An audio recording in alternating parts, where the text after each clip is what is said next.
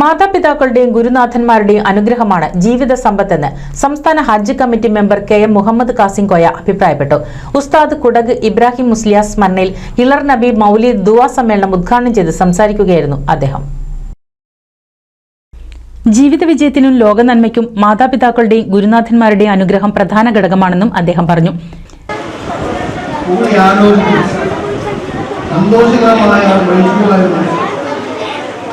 അങ്ങനെ ഇവിടെ വന്ന് അദ്ദേഹം തന്നെ കൈയെടുത്ത് ഇവിടെയുള്ള സ്വാധീനത്തായ ബന്ധമാണ് സ്വാധീനങ്ങളായ പ്രവർത്തകർ ഒരുമിച്ച് കൂടി ഈ നാടിനെ നന്മയോടെ മനസ്സിലാക്കി കൊടുക്കാൻ കഴിയുന്നതാണ്.